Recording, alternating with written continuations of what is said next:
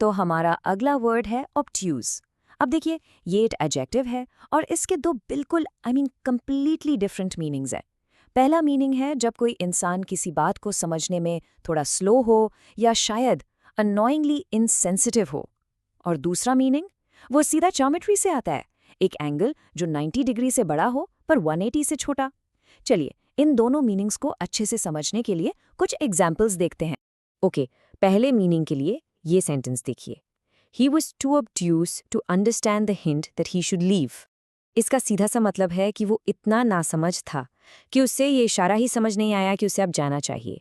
सोच के देखिए, जैसे कोई पार्टी में हो और सब चाहते हैं कि वो जाए, लेकिन वो इन हिंट्स को समझ ही नहीं पा रहा।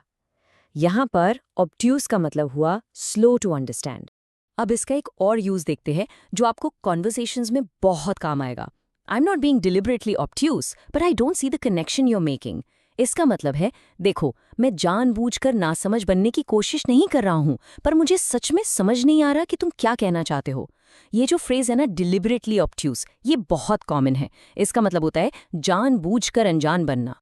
तो ये तो हो गई लोगों की बात। चलिए अब चलते हैं इसके दूसरे मीनिंग की तरफ, जो सीधा मैथ्स से जुड़ा है। जैसा कि ये सेंटेंस कहता है, in geometry an obtuse angle is larger than a right angle. मतलब बिल्कुल सिंपल है।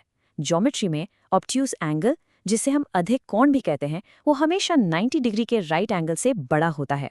सिंपल। चलिए अब एक रियल वर्ल्ड एग्जाम्पल देखते हैं, जैसा आपको न्यूज में मिल सकता है। The officials obtuse response to the crisis frustrated the public। इसका क्या मतलब हुआ? इसका मतलब यह है कि किसी प्रॉब्लम के टाइम उस ऑफिशियल का जवाब इतना इनसेंसिटिव और बेपरवाह था कि पब्लिक को गुस्सा आ गया। ऐसा लगा जैसे उन्हें सिचुएशन की सीरियसनेस का अंदाजा ही नहीं। और हाँ, किसी भी वर्ड को याद रखने का सबसे बेस्ट तरीका है उसके सिनोनिम्स और एंटोनिम्स को जानना। तो ऑब्ट्यूज के सिनोनिम्स यानी इससे मिलते जुलते वर्ड्स हैं डल, स्लो, इनसेंसिटिव, अनइंटेलिजेंट। और इसके आगे बिल्कुल ऑपोजिट वर्ड्स हैं यानी एंटोनिम्स शार्प, क्विक, क्लेवर और इंटेलिजेंट। इनको याद रखने से आपको ऑब्ट्यूज का मीनिंग हमेशा क्लियर रहेगा।